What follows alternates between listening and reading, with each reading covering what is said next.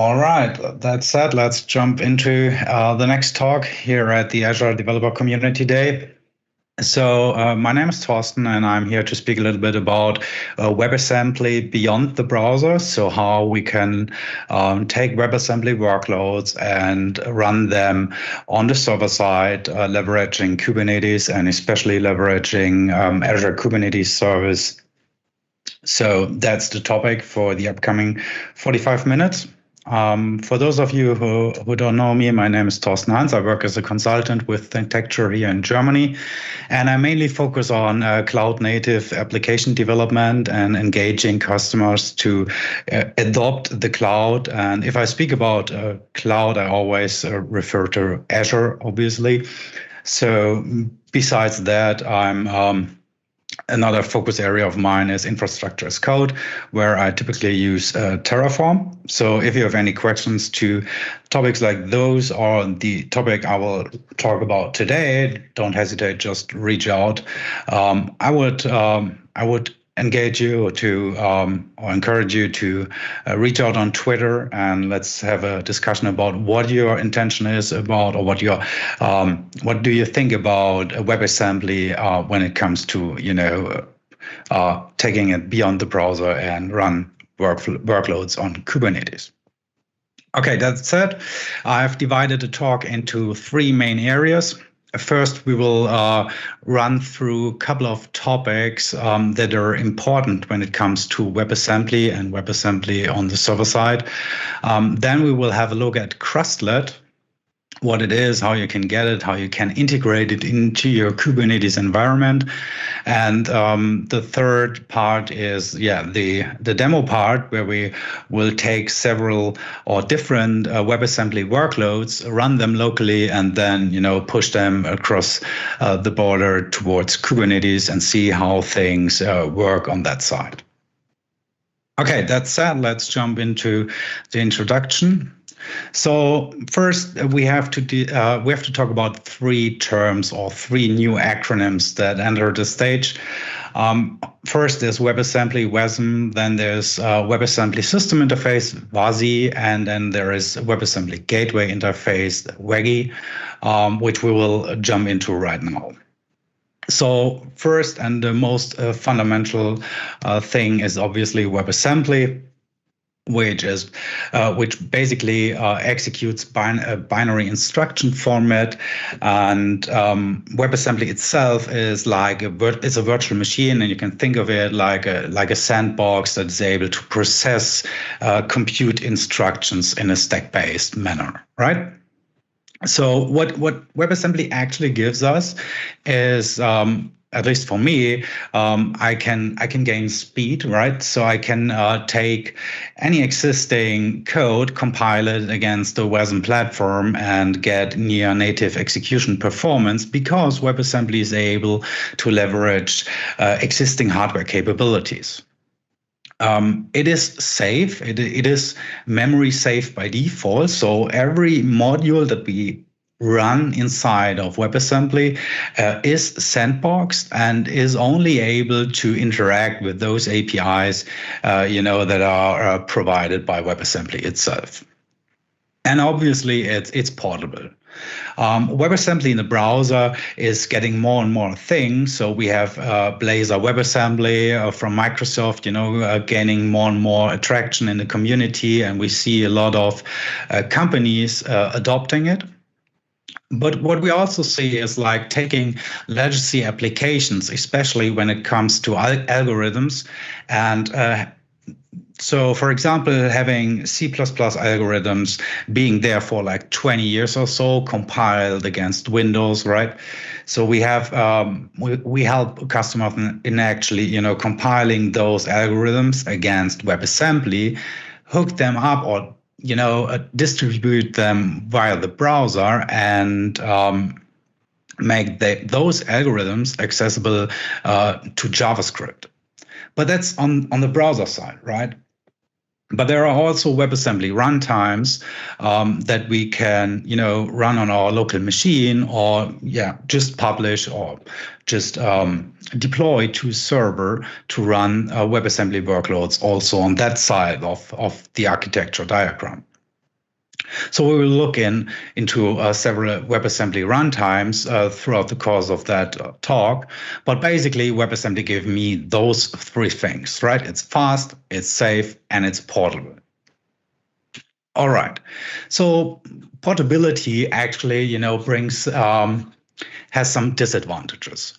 For example, if we think about opening a file, those APIs behave differently. If you think about opening a file in a browser, right, you get that file open experience that we all know.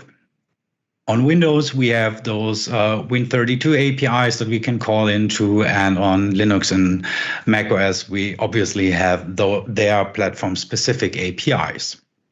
So what WebAssembly system interface actually gives us is a wrapper, like a facade sitting in front of those platform capabilities, so that we, as a developer, we can just compile our code against the WebAssembly system interface and leverage that runtime, no matter if it is in the browser, if it is, for example, on Linux, on macOS, or on Windows. And probably the coolest thing what a WebAssembly system interface actually brings to the table is the possibility to define permissions per app or per WebAssembly module. And if you ask me, I think, let's travel 20, 25 years back in time, right? Java did that promise or came up with that promise, write your code once and run it everywhere. But that actually, didn't work out that well for Java. But I think what WebAssembly with WASI, obviously, is able to achieve that. And we see many organizations actually starting adopting WebAssembly system interface to take their solutions, their applications to broader platform surfaces. All right, so I've taken a couple of pictures to explain the benefit of, for example, having application or module-based permissions. And as you can see, that's nothing new. So people at Mozilla started talking about WASI back in 2019. But I think they are pretty good to actually understand what's happening under the hood. So if we have some code, we compile that code against WebAssembly, we end up with a WebAssembly module. Then we leverage that runtime, that we just in our code say, hey, open that file, and then WebAssembly interacts with the underlying platform APIs. And typically, so without the WebAssembly system interface, this is exactly the same as you know it for decades when building applications for Windows with .NET or any language of your choice. Because what happens? Well, the operating system exposes some kind of APIs, so we have with interfaces that allow us to call into the kernel, right? And we, as a user, we execute some kind of application. But those applications typically, they run in the so-called user mode. And so the application that you run on your operating system is always able to do what your user is allowed to do on that particular machine. So, for example, consider starting or running an application. Here the user is called Alice, and the application wants to open a certain directory. So the underlying operating system just verifies, hey, is Alice allowed to open, user/Alice in that picture? So if the user has that permission, then yes, the operating system, will hand over the handles to the files in that particular directory.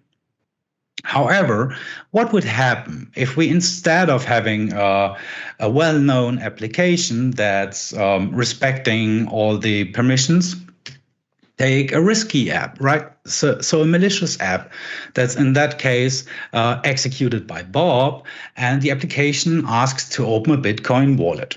So the underlying operating system just checks, hey, is Bob able to or allowed to open that Bitcoin wallet?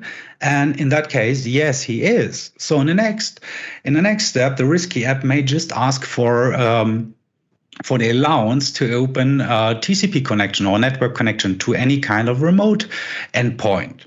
And again, if Bob has the permission to, to issue an outbound HTTP call, then yes, the risky app is able to send all the data, which for those who the access is granted to Bob, over the network. And all this is possible because the all applications are executed in the user mode, and we don't have any kind of possibility to bring in something that we know from, for example, Open Authentication 2, right? In Open Authentication 2, so the difference is we always have two counterparts. We always have the user and the application. And WebAssembly system interface brings exactly the same possibility to any platform. So in WebAssembly system interface, the app author has to leverage the APIs that are provided by WebAssembly. But if you start an application using WASI, you have to explicitly whitelist access to those APIs. So, for example, again, the risky app may want to load some files, or what is it? No, it's a network access in that case.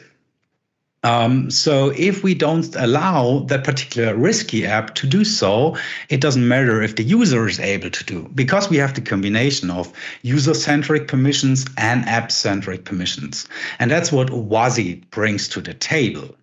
So WASI makes it possible to define fine granular permissions on an app basis. Let's say it that way. Alrighty, so that was WebAssembly system interface. The next and last thing for introduction is the WebAssembly gateway interface. And this is like traveling again back 20 years or 30 years in time almost. WAGI is nothing else than a specification that allows us to use any kind of WebAssembly module as an HTTP handler. And this is really cool, right? Because you can think of it as a lightweight, a super thin runtime to build HTTP-based workloads. And it doesn't matter what the workload actually does, in which language you write that workload. You just have to compile it against WebAssembly or against the WASM WASI runtime. And WAGI is like, the boundary on the network layer, where we can define like routes, where we say, okay, a get or a call into /customers will be handled by the WebAssembly module XYZ, where the call into the route /products will be handled by a different WebAssembly module. And the cool thing, that's why I wrote on the slide deck, it's a hyper-focused microservices runtime. If the team that is, in charge of building the customer endpoint is good in, let's say, Rust, then they can use Rust to build that WebAssembly module. On the other side, if the team that's in charge of implementing the product endpoint, then they can, if they're good in Go, so then they could just use Go and compile their Go code against the WASM 32 WASI platform. So in the end, it doesn't matter which programming language you use. And we saw those concepts already approaching with Kubernetes, because when you deploy your workloads to a container orchestrator like Kubernetes, you as an application developer, you don't have to care about, let's say, if your application is exposed via HTTP or via HTTPS, right? That's in the responsibility of the cluster or of the cluster operator, and not in the area of responsibility for the application developer. And right here, we have exactly the same. So WAGI implements the CGI, the Common Gateway Interface. We were using that like in the 1990s, right? So if you issue an HTTP call, all HTTP headers will become environment variables available in the WebAssembly module. If we do a post request, the payload, so what you actually send via HTTP post to that endpoint, will be piped to the standard input of that WebAssembly module. And if we want to respond to an HTTP call, well, we just have to write our response to standard out. So WAGI actually makes building HTTP-based applications super easy and super fast. All right. So enough with the introduction. Let's jump into krustlet. So krustlet basically is a Kubernetes kubelet implemented in Rust. A kubelet in Kubernetes is a piece of software that reacts or responds to a certain set of events, right? In Kubernetes, we create things using an REST API, and then Kubernetes emits events. And krustlet is a kubelet is a component in Kubernetes that is able to respond to certain events, like, for example, hey, please fire up or run that pod. So krustlet is a combination of that kubelet component for Kubernetes and a WASI runtime. So by default, krustlet ships with WASM time, which is one of the most popular WebAssembly WASI compliant runtimes currently available. But you can, switch the WebAssembly runtime. So krustlet comes with a flexible provider concept where you can just, swap the underlying runtime. So what that basically means is that we can now deploy applications or workloads to Kubernetes without using any kind of container technology. If we look a little bit deeper into krustlet, basically it's just a binary, right? It's written in Rust, it's compiled, typically it's compiled against Linux or macOS, right? And we can just fire it up. And we fire it up later in that talk on my local machine. So then I can take the existing compute power on my machine and say, okay, this compute power is now available in Kubernetes to run WebAssembly workloads. And we can add compute power by, just firing up krustlet in almost any kind of Kubernetes distribution. We can start small, like I will do in a couple of seconds with Kubernetes and Docker, and we can grow and even, deploy to bare metal Kubernetes cluster or leverage managed Kubernetes services like AKS, EKS, or Google Compute Cloud's Kubernetes servers. So there is pretty good documentation already for krustlet that explains how you can install krustlet in your Kubernetes environment. But on top of that, you obviously need something or a little bit more. You need a container registry that is able to deal with OCI compliant artifacts. So Azure Container Registry, that's what I use on a daily basis, and that's what I use for this talk.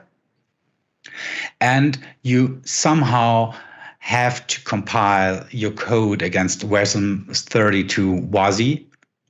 So the samples in this talk are built using Rust. So I've added Rust, the Rust target for WASM 32 WASI. And this allows me, to compile my code, not against, for example, macOS, so I can compile it against WebAssembly, the WebAssembly platform. Okay, last but not least, and then we can jump into demos. Why Azure?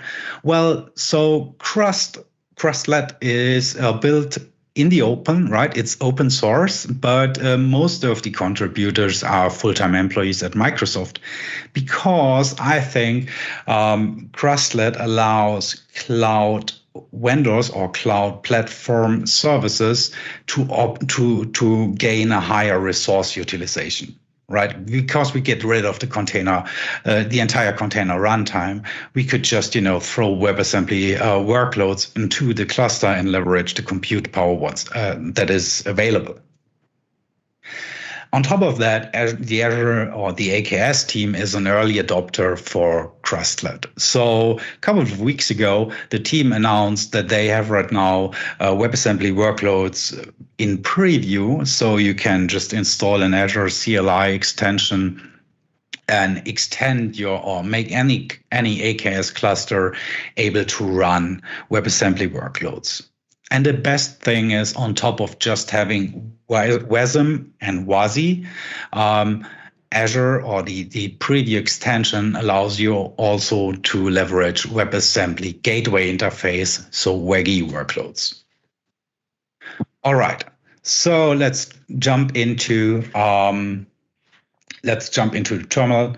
Let me quickly check my Kubernetes context. So K is an alias for kubectl. Just to, I'm a lazy developer, so I have to get rid of a couple of keystrokes. All right, so I'm right now looking at a cluster called AKS Live, and if we take a look at the nodes, so kubectl get nodes, and you see there's just a regular, Linux-based node pool scaled to 1 node count, and it's leveraging the default Ubuntu 18.04 Azure-specific kernel, and it's containerd, so that we leverage this node to run our containerized workloads. So adding WebAssembly or adding Krustlet to any Azure Kubernetes cluster is fairly easy. So once you have enabled the provider for the preview, once you have installed the extension for Azure CLI, then you can just fire up that one liner over here, which basically adds a new node pool to that particular cluster, AKS Live in that case, with a node count of 1, and I have to specify the workload runtime to be WASM WASI. Okay, let's fire up that thing, and oops, I messed up the name for the node pool. Name WASM node pool. Oh, WASM pool. I think there's a limitation for the node pool name. All right. So what happens behind the scenes right now? The extension will ask AKS to spin up a new virtual machine scale set with a Linux machine or with a Linux image. And that image already comes with Krustlet, and as soon as the machine has booted, then Krustlet registered itself with the Kubernetes cluster. So this could take some time, but we don't have time to waste, right? So let's switch to another Kubernetes cluster. There is an AKS WASM cluster, and if we take a look at the nodes for this one, so that one's running in East US, so it takes some time for request and response to travel. Okay, there we go. So we have 2 nodes over here, and if we ask for the white output, you will see that one is, already, let's say, stable, and the WASM pool, is lacking a bunch of information because it's in an early preview state. Okay, but we can inspect this one a little bit more. So that's actually the single node in that WASM WASI node pool. So let's say describe node and paste the name of the node. And what we will figure out in a second is that we have a bunch of labels and tains attached to that particular node. And we as developer, we can use those tains to address our WebAssembly workloads to nodes that are able to run them. So because, the, let's say the traditional, the container-based node there is no krustlet. So it wouldn't be able to run our WebAssembly workloads.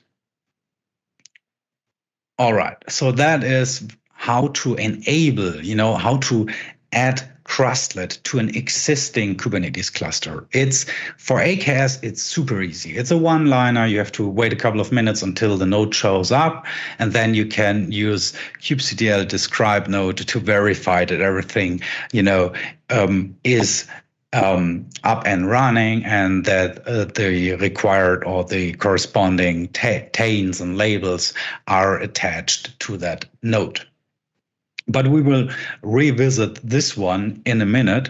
Let me quickly switch to context once again. Config get use context to my local machine. So I have Kind running there, and I have already fired up krustlet. So if I do kubectl get node, you see there is my MacBook 13 in my local network also available as a node to my Kubernetes cluster in Docker.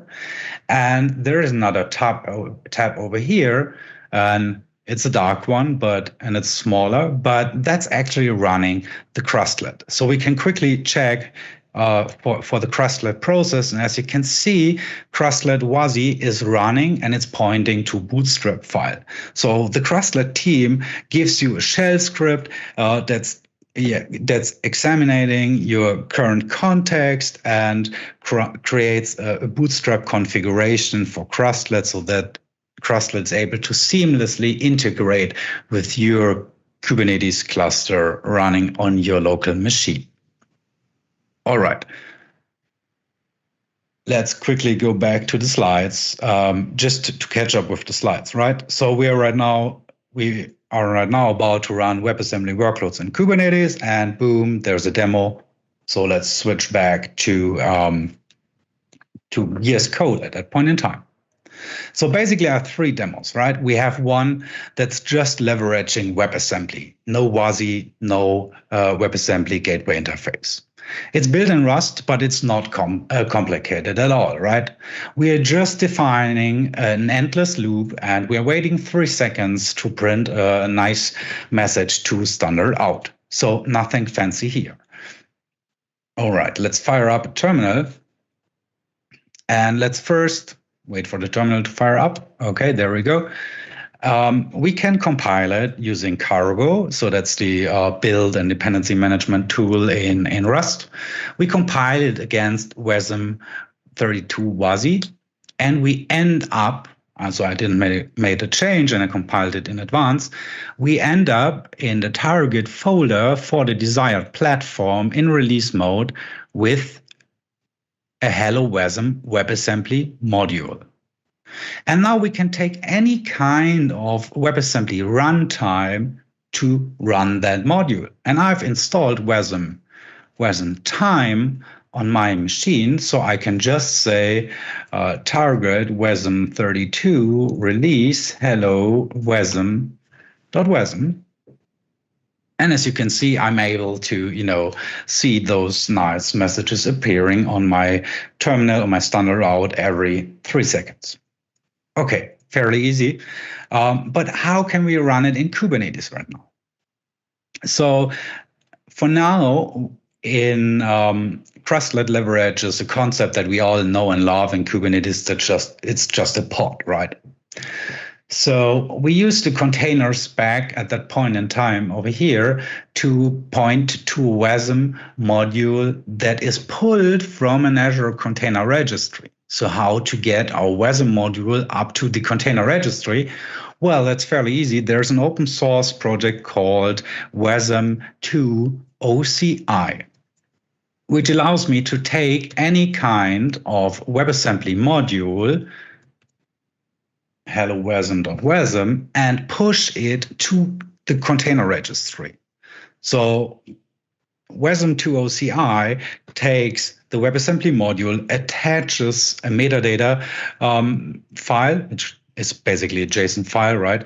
And in the JSON file, there's one property that tells the consumer, hey, this is not a container image, this is a WebAssembly module. So we just have to provide a tag over here. So that's WASM for the win, hello WASM, let's say 1.0.1. And hopefully my token has not expired. Oops. What's up over here? Yeah, unauthorized. So the token has expired. Okay. ACR login. So now we have to wait a couple of seconds until I get back a token for that particular Azure Container Registry instance. And hopefully I overtalked the waiting time. Come on. Not yet overtalked. All right, there we go. So let's push that thing. Takes a couple of seconds. Boom, there we go. Now this WebAssembly module is stored in ACR. And we can, on the other side, if we deploy it to Kubernetes, we can just say, okay, go to that ACR and pull that WebAssembly module. We can, again, specify some metadata that we all know and love from Kubernetes. But the interesting thing is we have to specify the tolerations because they're used, by the Kubernetes scheduler to assign our pod to the desired node, which is in our case, the krustlet. Okay. Maybe you wonder, there's no image pull secret and ACR is not attached to my kind cluster. I have set that ACR instance to allow anonymous pull operations, but that's for the sake of demonstration. Okay, so I can leverage, let's clean up this one, kubectl and say apply from file Kubernetes pod and got that thing deployed. Let's check out Kubernetes. Give me all the pods in the default namespace. And you see there's hello WASM already running. So let's verify that krustlet responds to regular Kubernetes events or Kubernetes commands, because I right now want to see the logs from my hello WASM. Oops, logs missing an S. And as you can see, we already got some. And if we follow the log, then we should see more and more logs appearing. Great. So we can run regular WebAssembly workloads with ease in Kubernetes. But WASI is the interesting thing, right? WASI is the interesting thing when it comes to assigning permissions. And in Kubernetes, we can just leverage what we all use for years right now. So in Kubernetes, we, for example, this sample is about writing files, right? So there's an environment variable specifying the target folder, and then there is not an infinite loop, it's running from 1 to the max of integer 32. And it's creating a file in that particular folder, right? So the file again just prints some a message to the file, and that's it. But as I mentioned earlier, if we don't allow that app to write or read a certain folder, then it will crash because it doesn't have the permission. Let's verify it. So again, we can use wasm time run target wasm32 release hello. Where's the oops, no, wrong folder. Wasm time run target wasm release hello WASM. Let's invoke it without any further addition, and boom, we get we immediately see a panic because there is something not present. Okay, if we take a look at the code again, you see that first I try to read a variable called target. So I have to specify that environment variable. And target equals /users/Thorsten/downloads, for example. So now I say, hey, please write the files to that particular folder. Let's fire it up again and see it failing again. Because right now, the variable is there, it's set, but I haven't gained the application any kind of permission to write to that folder. And to do so, and now I have to ask my my history of ZSH because it takes too long to write that thing. Wasn't time run dir. So I have to use the dir argument and say, hey, I want my application or that module to being able to write to this folder, right? Which is basically over here. And again, I set a target environment variable pointing obviously to the same folder. Let's fire up that thing. And we can extend this one and see new files appearing. So as you can see, we can and we have to explicitly allow the application to do certain things, right? And in Kubernetes, we know similar concepts, or we know concepts that we could reuse, or krustlet is reusing them to make things happen.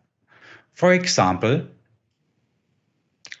again, nothing fancy over here. We point to our WASM module already living inside of ACR. We use the env property to set the target environment variable to something that's called mount data, and we use a volume mount to, link that folder for that module in WASM time at /mount/data to something that's specified by a volume. And for demonstration purposes, I use host path over here to bring in again the same folder as we were using before. And I don't want to waste time and wait for 7 iterations to finish. So let's deploy this thing to Kubernetes by saying kubectl apply from file. Hello WASI has been created, and we see files appearing over there, and we can double check, get pod. We see Hello WASI is running for 8 seconds. I mean, obviously it's running for a longer time right now, 14 seconds. And it's creating those files again. But right now, it's not executed in WASM time on my machine. It's executed by the krustlet. And we can just go to the dark terminal again. And we see there are a couple of instructions. Where is the one I was looking for? Maybe I've missed the log level. Sorry for that. But basically, it's running on my kind cluster right now. All right. So we saw WASM, we saw WASI, and right now it's time to look at WebAssembly gateway interface. So as I said, this is something that AKS and the preview, the preview for running WebAssembly workloads in Azure brings to the table. So by deploying that node pool, let's switch to the light terminal again, and let's set the kubectl context, config use context, this one. Let's again look for nodes in white. So at some point in time, our node pool has been provisioned to AKS, and after switching the context for the first time, it takes a little while, we end up with having an IP address, right, assigned to that virtual machine, created and observed by VMSS in Azure. So with that IP address, we can take that IP address and deploy an Nginx Ingress controller, routing external requests to a public IP, so kubectl, get svc, give me all the services. So I have an Nginx Ingress, which is obviously a type of load balancer that asks Azure to give me a public IP address, bring in an Azure load balancer, which will route requests from 2081, you get the point, to my Kubernetes cluster. Then at some point in time, it hits the Nginx Ingress controller. So there is an Ingress controller running there. There is Nginx running and listening for requests and forwarding them through downstream services, right? However, so up until now, we have to, configure the routing to our WebAssembly modules when specifying our workload. So we don't use regular Ingress objects for that. So we have to match it together with our Kubernetes pod spec, as we will see in a second. So the source is nothing fancy again. So we use SERDI, which is a very popular, crate in the Rust world to serialize an object. In that particular situation, it's a struct person, to JSON and send that over the wire. Sending over the wire is not correct in WebAssembly gateway interface because, as I've already said, everything or all contextual information passed or created as part of the HTTP request will become available either as environment variables or on standard in. And my response must go to standard out.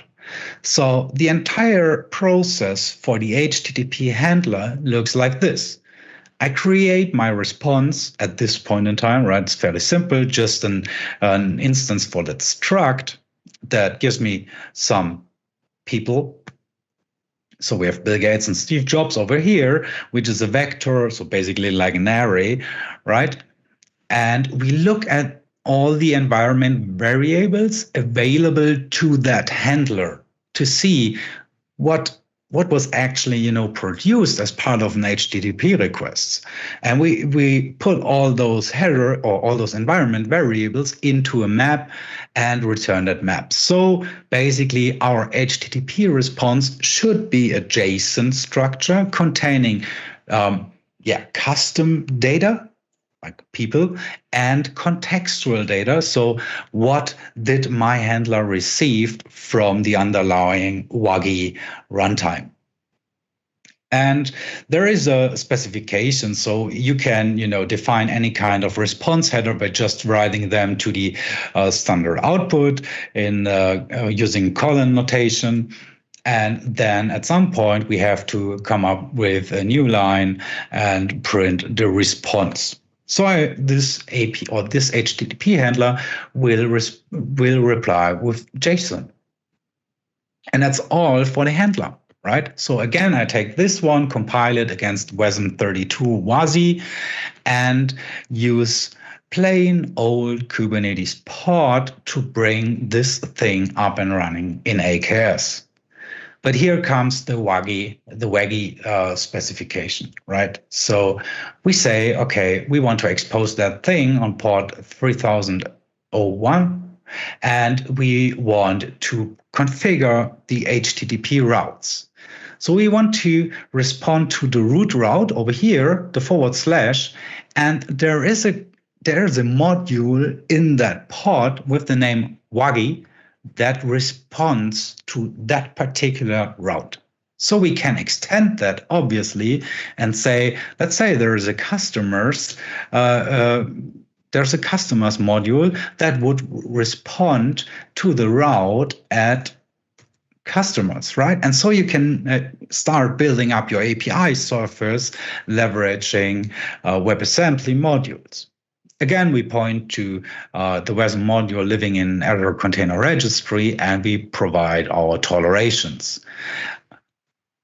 This one is actually quite interesting, because we have to integrate, with the krustlet, node in our Kubernetes cluster. We have to join the host network. One thing that I have to mention, so we solved that, right? AKS node pool add. We have to deploy somehow the Nginx Ingress controller. And what this script actually does, it grabs the IP from that WebAssembly node and replaces a token in a values.yaml that we hand over to Helm upon installation for that Ingress controller, so that we, for now, we listen on a certain port and we proxy everything to port 3001. And this is where everything comes together, right?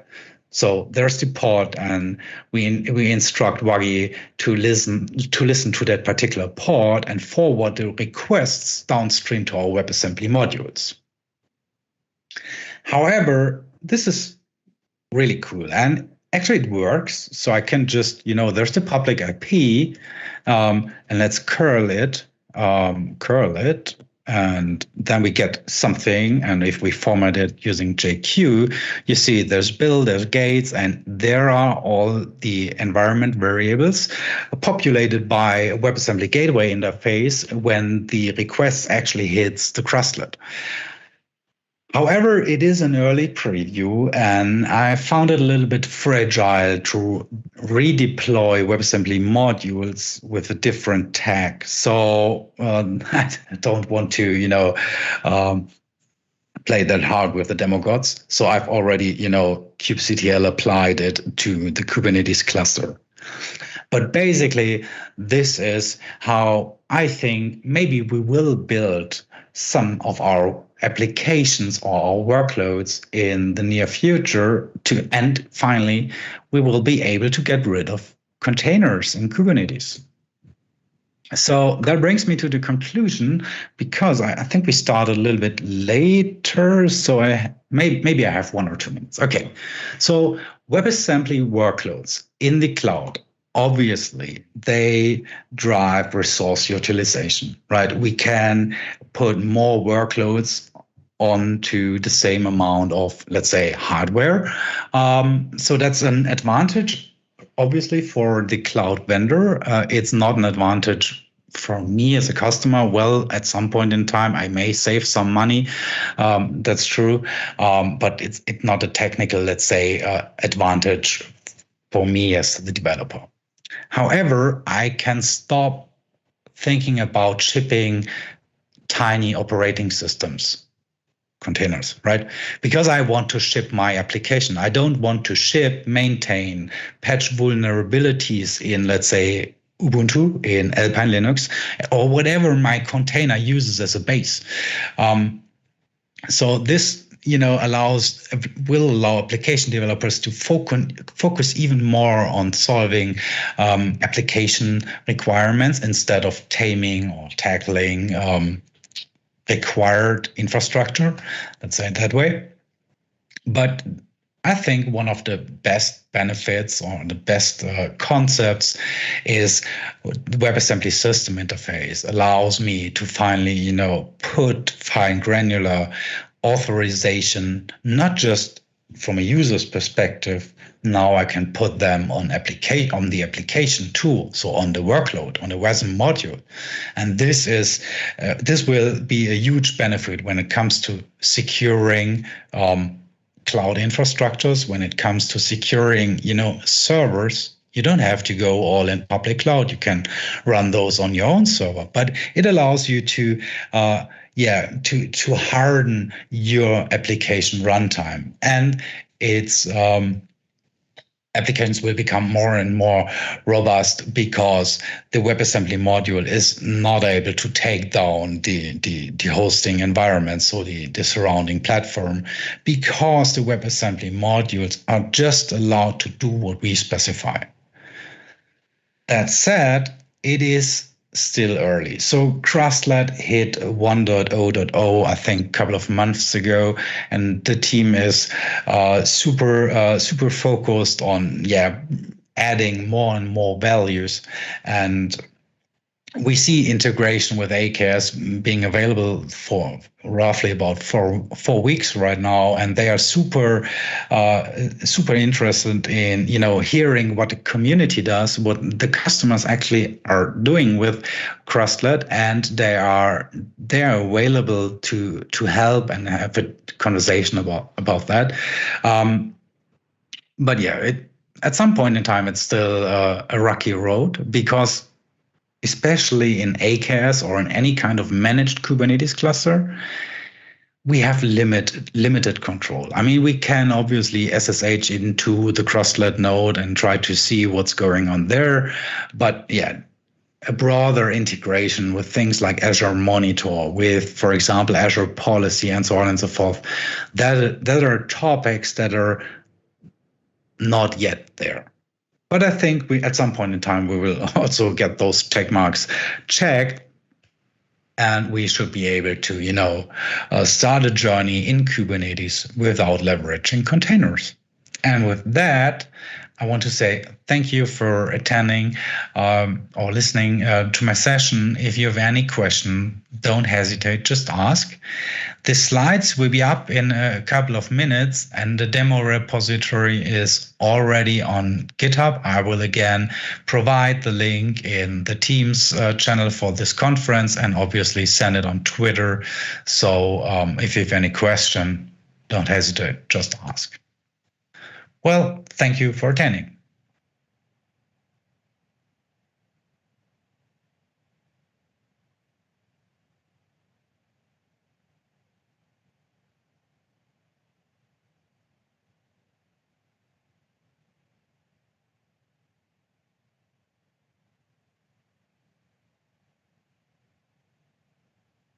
Yes.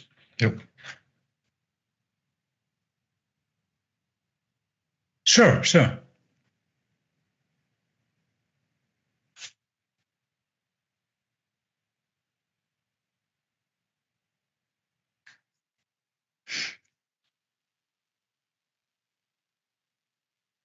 Okay. Cool. Then,